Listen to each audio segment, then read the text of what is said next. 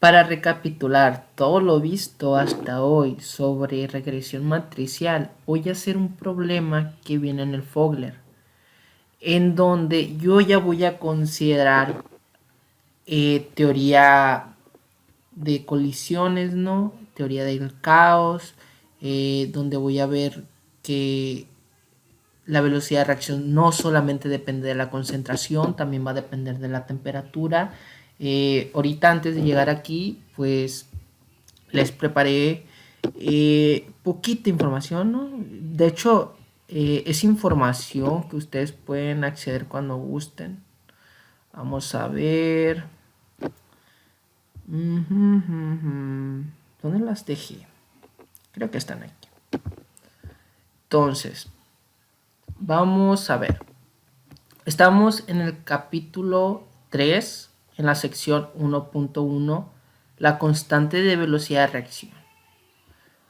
Ok, ahora hemos visto solamente casos donde la velocidad de reacción depende de la concentración de A, concentración de B, etc. La concentración de los reactivos. Pero no todos los casos aplica. Y aunque hagan un ajuste muy bonito, que apliquen los métodos estadísticos necesarios y demás, pues al final de cuentas todo decae en que deben de analizar otra variable. ¿Y cuál es esa variable?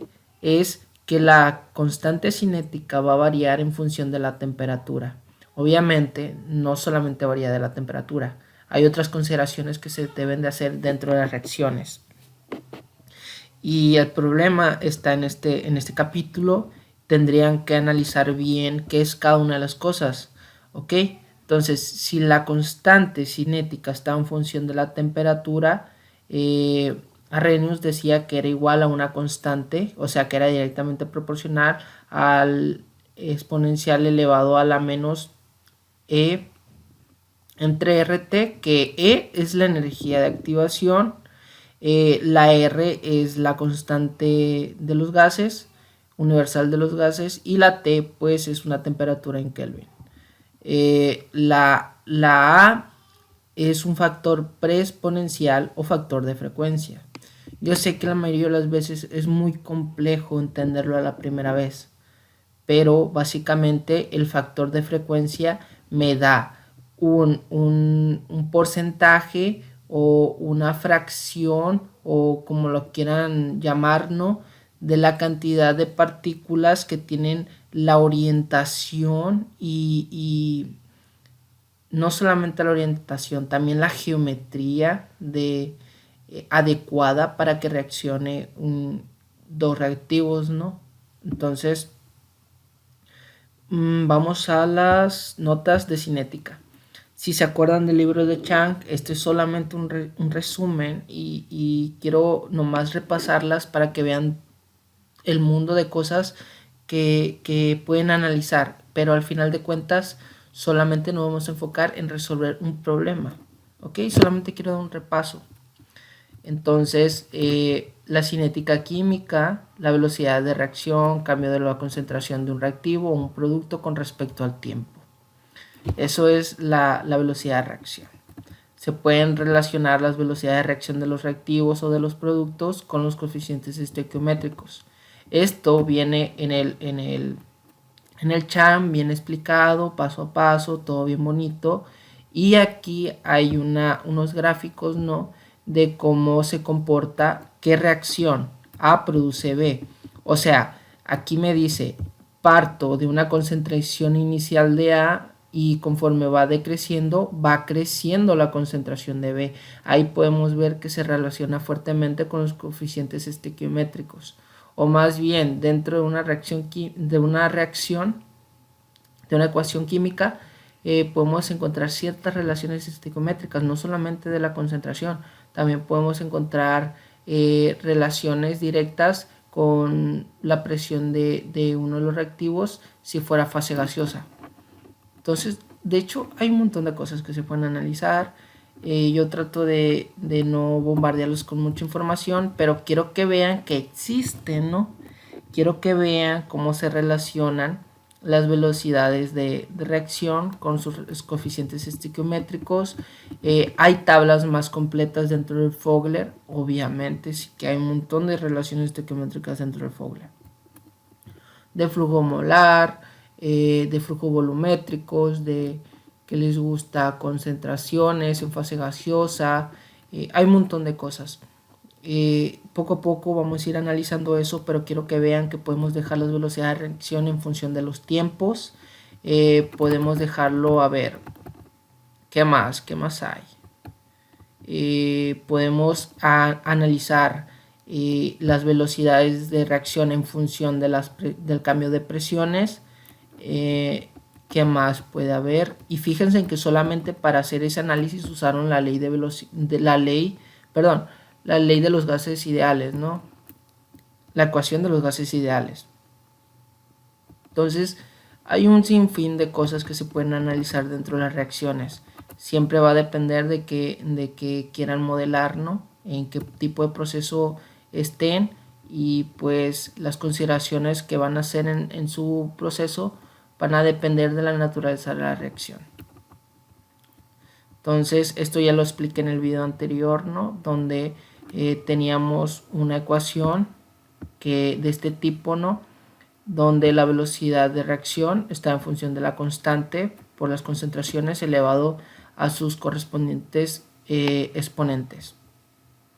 Entonces, voy a irme directamente ya a lo que yo quiero. Pero antes quería enseñarles, ¿no? En estas notas ya venía resuelto uno de los problemas que resolví antes, sin querer, queriendo. ¿Se acuerdan que al final cambié solamente los datos? Este problema era propuesto, ¿no? Del libro. Y cambié los datos acá, ¿no? Aquí, estos de aquí los cambié. Pues eran los de ese problema, ¿no? Y quería enseñarles nomás que se resolvió muy bien, pues, o sea, fíjense, los mismos datos, tenemos los mismos datos, ¿no? Los mismos datos por ahí, los mismos datos por acá, todo bien. ¿Y qué valores nos habían dado? Nos habían dado, fíjense, una K de 0.08, aquí está, y nos habían dado una Y y una X. Y acá está, 1 y 1. Para que vean lo eficaz que son los métodos matriciales, ¿no? Una vez que tienes una estructura es fácil de analizar otros problemas del mismo tipo. Y más cuando haces trabajos rutinarios, donde vas a estar almacenando la misma cantidad de datos y pues los análisis se hacen en automático prácticamente. Bueno, ya pasando eso, ahora sí ya nos vamos a ir un poquito más a lo bueno. Obviamente aquí son más relaciones de la cinética, ¿no? De la velocidad de reacción con respecto al tiempo. Cómo podemos dejarlo en función del tiempo. Y de hecho, no. Estas notas, la verdad, el Raymond Chan tiene unos conceptos tan fáciles de entender. O sea, no. ¿Cómo les explico? Son muy fáciles de entender. Incluso aunque no supieran matemáticas, son fáciles de entender. ¿Ok? Entonces, de hecho, da resúmenes, ¿no? De las ecuaciones más simples que se usan en sus análisis. Y aquí ya es donde yo empiezo en este nuevo tema. Ya para comenzar, ¿no? Antes de empezar todo este rollo que son esos gráficos y demás, que yo ya sé que la mayoría los ha visto, quería comentarles nomás que Arrhenius fue la primera persona, el primer científico que propuso que la constante cinética estaba en función de la temperatura, ¿no? Entonces, quiero que vean lo importante que es analizar la energía en una reacción. Necesitamos alcanzar cierta temperatura, ¿no? Para lograr un complejo activado. ¿Ok? El complejo activado es una asociación transitoria muy inestable, ya que su energía es superior a las moléculas de reactivo y producto. ¿Ok? Básicamente, aquí es donde se separan complejos. Por ejemplo, un complejo BC, quiero que se separe porque el átomo B quiero que reaccione con el átomo A, o más bien un mol de átomos, ¿no? Entonces, este tipo de gráfico es cuando tengo una energía de los reactivos, ¿no? A esta altura, a esta energía potencial, alcanzó una energía de activación y luego se baja por debajo de la energía inicial. Esto es una energía, bueno, es una reacción exotérmica. Y acá tenemos lo contrario, ¿no? En donde tenemos un punto muy bajo al inicio, alcanzamos la energía de activación para lograr el complejo activado, donde van a reaccionar los átomos que yo quiero o las moléculas que yo quiero. Y luego se baja a un punto más alto que el inicial. Aquí es una reacción endotérmica. No es una clase en sí esto, la verdad yo nunca me preparo mucho, pero básicamente quiero que sí entiendan lo importante que es la temperatura. Hay un montón de factores que se analizan, ¿no? Aquí está, ¿no? Son notitas. Todo esto viene en el Chang. A mí me gustaría mucho que leyeran el libro de Chang, porque más adelante se van a analizar las entalpías, ¿no? Y pues me gustaría mínimo que supieran que es una entalpía, porque yo sé que hay muchos que con esto de la cuarentena pues andan muy bajos en las bases. Yo sé que hay veces que no tiene tiempo uno de estudiar, pero eso sí es lo más importante, es lo más esencial que deberían de saber. Factores que influyen en la velocidad de reacción, estado físico de los reactivos, concentración de, o sea, si son sólidos, líquidos, gaseosos, concentración de los reactivos, la temperatura, que es lo que vamos a analizar ahorita, y los catalizadores. ¿Ok? Me voy a ir directamente a la temperatura, ¿no? Aquí es donde les decía, ¿no? Había una cantidad de partículas y tenemos que esperar, pensar o contar, o no, no sé cómo decirlo, ¿no? Tenemos que considerar la probabilidad de que choquen las moléculas adecuadas, los átomos adecuados. Bueno, el efecto de la constante de temperatura. La constante de velocidad y por lo tanto la velocidad de una reacción aumenta si aumenta la temperatura, porque la fracción de moléculas que sobrepasan la energía de activación es mayor. Quiero que entiendan que cada vez que hay una reacción, cada mol tiene el número de Avogadro, que es un número de un orden de 10 a la 23. No me acuerdo muy bien del número, ¿no? Pero la verdad son un montón de moléculas, un montón de átomos y tenemos que pensar en la probabilidad de que choquen, que tengan la energía necesaria, que tengan la orientación adecuada y demás, ¿no? Todo eso deben de pensar en una reacción. Esta es la ecuación de Arrhenius, ¿no? Aquí él está analizando, en este gráfico, ¿no? Analiza la fracción de moléculas, ¿no? Esta va subiendo, ¿no? Que alcanzan ciertas temperaturas, fracción de moléculas, y acá tenemos energía, ¿no? ¿Qué quiere decir? Voy subiendo, voy subiendo, voy subiendo. Entre más subo desde el punto cero hasta un punto más o menos por acá, tengo cierta cantidad de energía, ¿ok? Hasta este punto hay una energía de activación. Esto es un gráfico, ¿no? Esto es un gráfico de, de distribución de energía. Entonces, en este punto, no sé si se acuerdan de la campana gaussiana. Entonces, en este punto, para acá, va a haber partículas con una temperatura, con una energía. Todas las partículas de acá son las que alcanzan esta energía de activación. O sea, a partir de este punto para acá es la fracción de partículas que tengo capaces de reaccionar en cuanto a su energía, ¿no? En cuanto a su energía. Hay otro factor, ¿no? Que es la A, que se acaba de integrar, que es lo que les había dicho, es el factor de frecuencia de colisiones. O sea, en esta misma ecuación se está analizando la frecuencia con la que se hacen las colisiones, ¿no? La temperatura es la temperatura absoluta y eso quiere decir que está en Kelvin. Considerando todo eso, yo ya no voy a analizar más, ya quiero hacer un problema, que es realmente lo que yo hago, resolver los problemas del libro. Entonces, ya entendiendo un poquito sobre toda esa teoría, vamos a resolver este problema, ¿no? Pues aquí básicamente me dice, calcule la activación, la energía de activación me faltó. Energía de activación para la descomposición de cloruro de benceno diazonio. Este de aquí, este benceno con estos dos nitrógenos con doble enlace, es ese benceno diazonio, ¿ok? El cloruro pues es este cloro de aquí.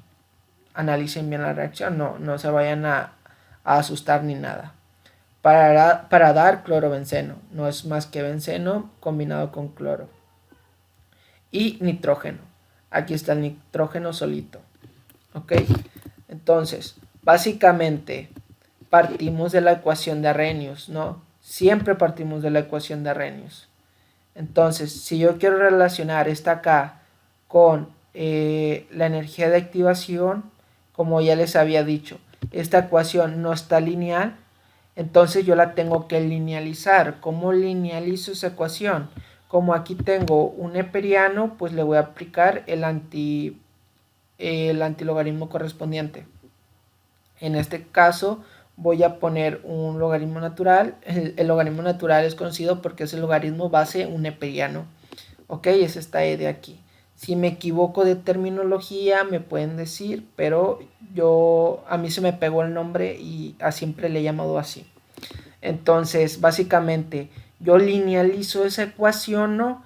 Una vez que tengo los términos separados, los productos, aquí ya le aplico, como es una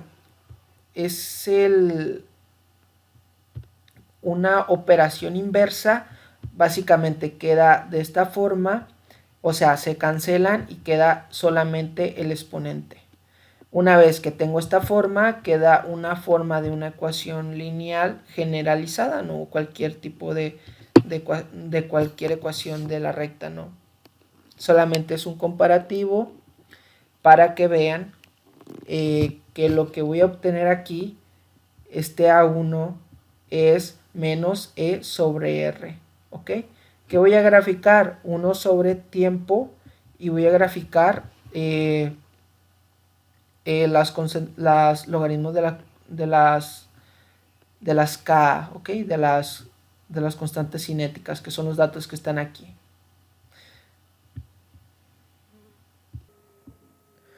Ok, lo único que hice fue pausar el video un poquito para pasar los datos para acá. Yo tengo la ecuación linealizada, ¿no? Y se acuerdan que yo tenía el libro aquí abierto. Pues básicamente lo que quiero es obtener los mismos datos que el problema.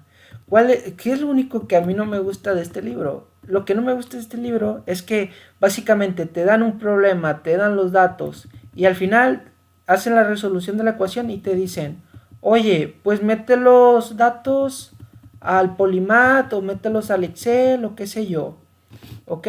Y se resuelve de tal manera, ¿no? Para la edición que yo tengo, así lo hace. Esta edición mínimo te dice qué gráfico, te dice que uses papel semilogarítmico, como se muestra en esta figura, ¿no? Y al final, pues la verdad, pues el resultado no es más que la pendiente, ¿ok? Entonces yo lo voy a hacer en Excel. En este caso, si lo quieren hacer gráfico como aquí, con papel semi-logarítmico, la verdad estaría muy padre que practiquen. Pero yo lo voy a hacer en Excel. Todo lo voy a hacer en Excel. Los resultados los voy a comparar, ¿no? Los resultados obtenidos por el método gráfico. Entonces, me voy al Excel. A ver. Tengo todos estos datos y yo los quiero ordenar, ¿ok? Yo no los quiero así, ¿no? Entonces yo le puedo poner, oye, quiero la transpuesta, transponer. Quiero transponer estos datos, ¿no? Quiero transponerlos. Vamos a ver. ¿Cuántos datos son? 1, 2, 3, 4, 5, 6. Entonces tengo que seleccionar 6 casillas. 6 filas. 2, 4, 6. Ya, control shift. Le doy F2. Control shift, enter. Ya generé todos los datos transpuestos. Ahora quiero transponer los demás valores. Los demás valores serían pues las temperaturas. ¿Ok? Entonces, le voy a poner transponer. ¿Qué valores quiero transponer? Estos valores. Entonces le doy enter, me genera lo mismo, ¿no? Un valor, pero no el valor que yo quiero. Yo quiero seleccionar el número de filas, le doy F2. Como es matriz, le tengo que decir a Excel que son matrices. Entonces, Control Shift Enter. Entonces ya me ordenó los datos. Ya teniendo los datos ordenados, yo ocupo los logaritmos de la K. Entonces le voy a poner logaritmo natural de la K. ¿Ok? De la K. Es igual al logaritmo natural, perdón, de este valor. Ok, tengo ese valor. Le doy enter. Listo. Ya quedó. Jalo los valores. Para el siguiente caso, pues ocupo 1 sobre la temperatura. Ok, 1 sobre la temperatura es igual a 1. Es 1 entre temperatura. Listo.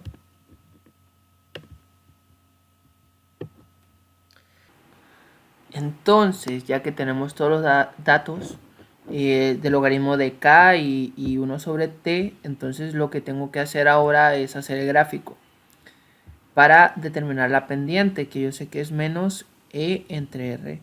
Pero para hacer eso, este de aquí, si está a la izquierda, Excel me lo va a determinar como si fuera el eje X, ¿no? Entonces lo voy a graficar y voy a tratar de solamente los puntos, ¿no? Voy a seleccionar solamente los datos, los voy a insertar el gráfico de puntos y voy a ver qué hago para cambiar los ejes. Listo, vamos a clic derecho, dar formato del gráfico, seleccionar datos, mover gráfico. A ver, aquí queda título de gráfico, título ejes. ¿En ejes qué? ¿Qué tiene? A ver, cambiar columnas y filas. Ay, no se quiso. La verdad, soy una papa yo con estos gráficos. Entonces, lo que voy a hacer, estos datos los voy a copiar y los voy a pegar a la derecha. Control C, control... Solamente pegar los valores. Solamente quiero los valores. Ahora sí, voy a volver a insertar los gráficos. A ver. Gráfico de puntos. Ahí está. Ahora sí. Vamos a ver qué me genera. Clic derecho. Dar formato a los datos. Seleccionar datos. Agregar línea de tendencia. Cuando genero la línea de tendencia, me voy a presentar la ecuación del gráfico. Y primer método, ¿no?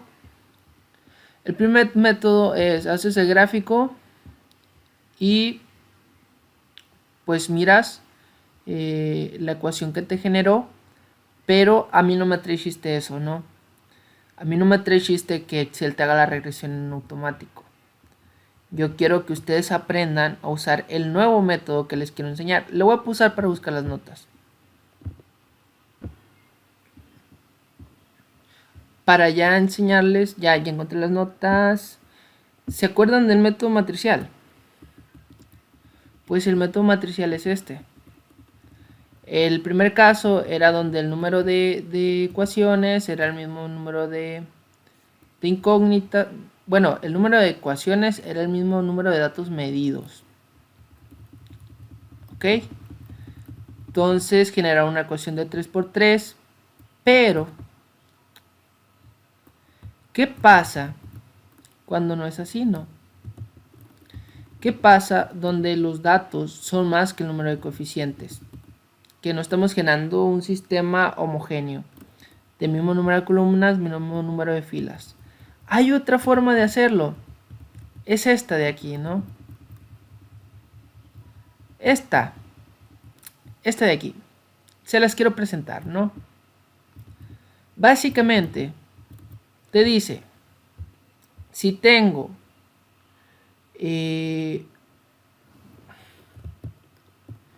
unos datos así como estos, ¿no? Así igualitos. De hecho, los voy a copiar. Control C y me voy a ir más abajo. Aquí abajito yo le voy a pegar los valores. Solamente los valores. Aquí son las X, ¿no? Aquí son las Y. ¿Qué significa? Estos son los valores medidos de la variable que quiero correlacionar con la variable que quiero predecir. Y aquí voy a agregar una constante, ¿no? Una constante de la regresión. ¿Sí? En este caso, ¿quién es la constante de regresión?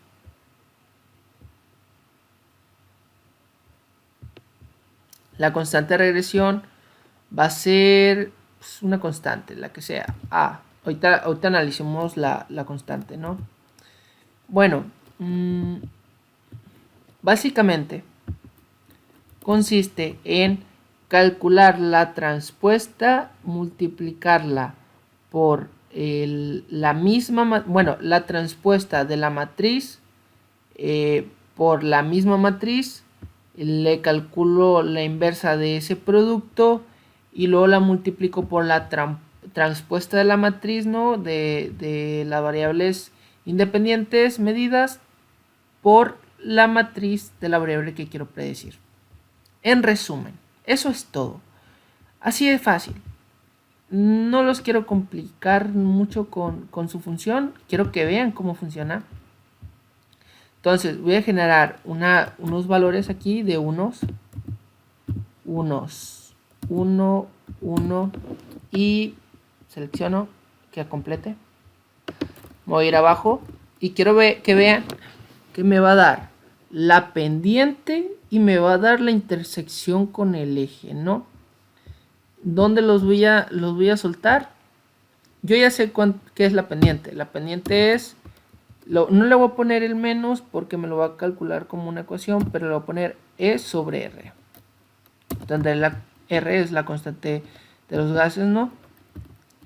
Y la B, la intersección con el eje Y, en este caso, pues es el logaritmo de A. Logaritmo natural de A. Entonces, le voy a poner igual. Le voy a poner mmult. Miren la ecuación. Es la inversa. Voy a multiplicar, ¿no? Voy a multiplicar todo esto por todo esto. Vamos por partes. Primero, la inversa. M inversa. El problema ya se resolvió con eso. Los que quieran quedarse adelante y los que no, pues que se salgan del video, que vayan a ver las notas, qué sé yo. Pero este método está muy padre, ¿no? Porque ni siquiera tienes que generar gráfico, ni siquiera tienes que poner la tendencia ni nada. Y lo puedes automatizar aparte.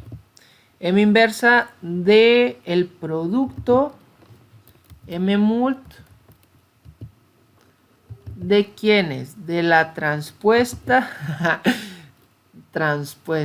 transponerse aquí, ¿no? A mí está en español, ¿no? A lo mejor a ustedes en inglés les sale de otra forma. La transpuesta de esta matriz que va a multiplicar a esta misma matriz, cierro paréntesis, ¿no?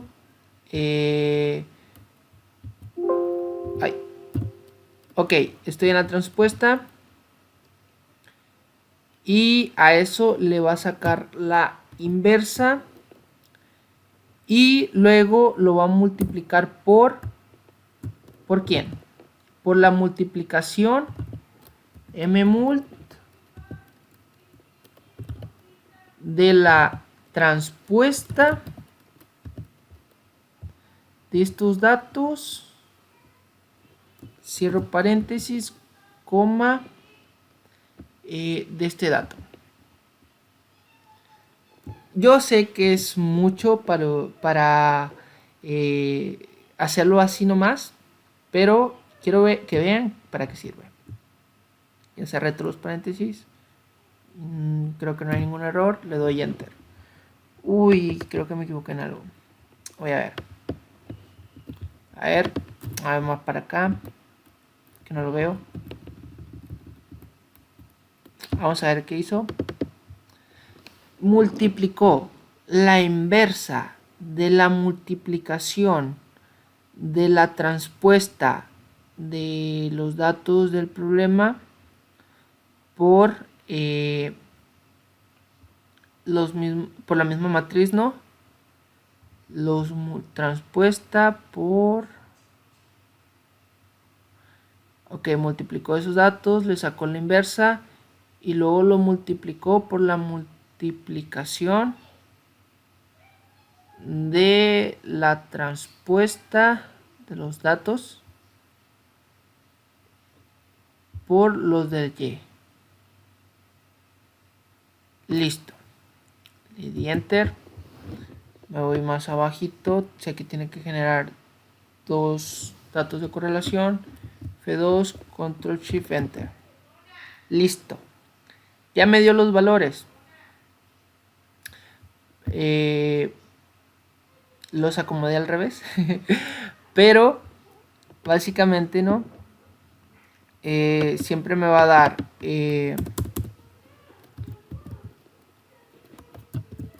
la primera. Aquí va a ir la logaritmo de A y aquí va a ir E entre 3. Entre temperatura. Es el que va acá, ¿no? Es el logaritmo natural de A. Esa constante aquí es donde va el logaritmo natural de A. ¿Ok? Pues eso es todo, básicamente, ¿no? Tienen que tener cuidado, ordenar bien los datos, no les voy a pasar como a mí. Siempre va a ser este orden, fíjense. Lo voy a estar usando mucho y en el siguiente video en el que haga un solo problema de este tipo, voy a automatizar esta función para que sea muy fácil de hacer. Y les voy a presentar otras funciones de regresión aquí dentro de Excel. Pero ahora, no, aquí es R, ¿no? S es solamente la pendiente. La pendiente es menos ER. La E, acuérdense porque es menos ER. Porque en la ecuación viene menos E sobre R. Entonces, si yo sé que R es igual a 8.314, son unidades de joules mol Kelvin. Entonces la energía de activación va a ser igual ¿a quién? A este valor por, le voy a poner menos, ¿no? Porque ya sé que es negativo, por este valor, por este valor. Ay, le puse 2 por. Es menos ese valor, porque sé que es negativo. Ay, es que me voy otra vez ay, aquí. Esto de aquí es la pendiente, es menos E sobre R, ¿ok? Y acá me está dando una pendiente negativa. Entonces, si ambos lados son negativos, pues es positivo. Por eso le puse menos. Por el valor de la R, que es la constante de los gases. Y vamos a ver, ¿en qué me puedo haber equivocado?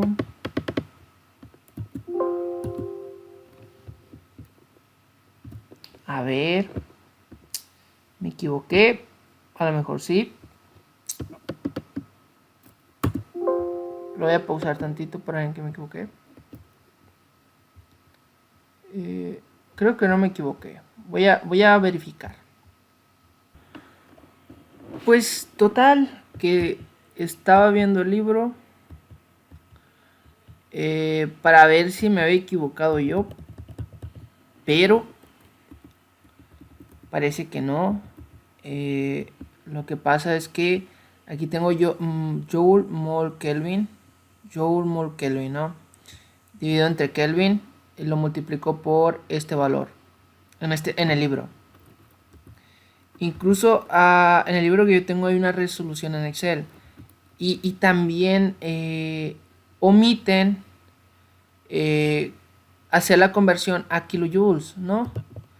Entonces, este valor, súper exacto por cierto, tiene unidades de joule mol, ¿no? Joules por mol. Joules por mol. Hay que tener cuidado, la verdad, y confiar mucho en ustedes mismos antes que el libro. Vean todos los métodos posibles y luego pues confíen en él. Si ya de plano dicen, no, pues me equivoqué yo, eso acéptenlo. Pero en este caso el libro pues brincó de aquí unidades de joule mol a kilojoule y la verdad pues no debió haber hecho eso, pero es un dato a considerar cuando lean los libros, ¿no? Que se fijen muy bien en las unidades, si se brincó un paso o qué sé yo. Entonces aquí esa cantidad nomás la divido entre 1000 y ya voy a tener una aproximación muy parecida a la del libro.